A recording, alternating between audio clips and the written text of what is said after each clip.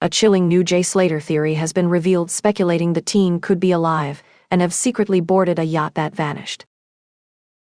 The mystery of the teen's disappearance has deepened after Jay's last known location on June 17 was thought to be marked by a ping from his cell phone on Tenerife after a night of partying on the island. The apprentice bricklayer went to stay with two British men he met at the festival before trying to make the 11-hour walk back to his holiday apartment. The phone pinged in a remote area in the north of the island, not far from the Airbnb dry and treacherous landscape. But a new theory states 19-year-old Jay threw his phone into the bushes in order to avoid detection after allegedly stealing a PS 12,000 Rolex. He could have then made his way down the nearby Los Gigantes cliffs via a safe route to a nearby jetty there. Jay may have boarded a waiting boat and skipped the island, meaning the teen might be alive and well somewhere else. Mysteriously, a 14-foot yacht named the Maruba was also reportedly recorded sailing past Masca Beach around the time of Slater's disappearance. A short time afterwards, the yacht's signal stopped registering on electronic maps.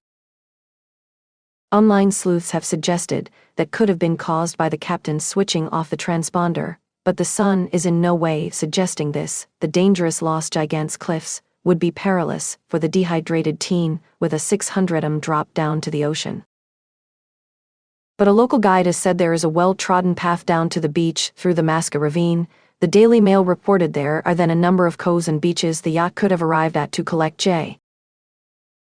The theory is backed by the online sleuths who claimed that Jay was fleeing the island after he allegedly stole the Rolex. The Rolex disappeared when a fight broke out at the club Jay was partying at, with investigators questioning taxi drivers and bar staff present on the strip. The last known location of the cell phone was critical to search efforts to find Jay. Rescue crews focused their search efforts on the 2,000-foot Masca ravine in the north of the island.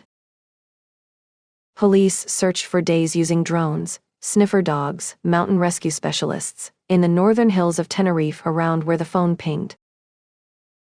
Jay had used the phone to make a desperate phone call to pal Lucy Law saying he was lost, thirsty, his phone was about to die, and that he'd been cut by a cactus.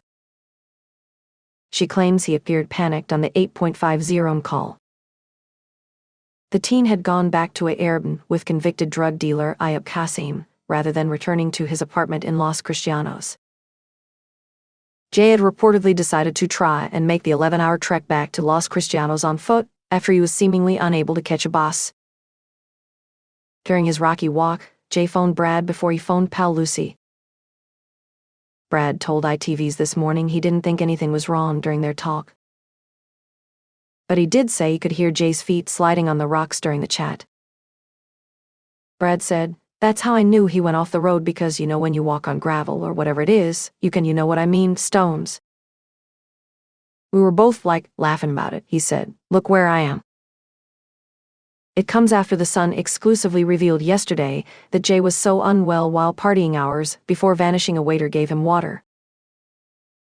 Jay was seen on video appearing to stagger back to his feet after falling over at Papagayo nightclub in Playa de las Americas, Tenerife.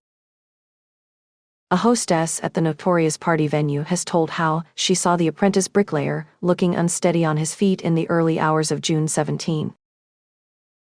She told the Sun, "I remembered Jay because he was unstable on his feet. I gave him some water for free as he didn't look well." Ravers are usually charged €3 for water at the club, which sits on Tenerife's infamous party strip crammed with tourists. The search was called off by police on June 30 after 2 weeks of hunting for the teen in the island. Cops in Tenerife, said officers, would continue to investigate the case if any major tip-offs or information comes in.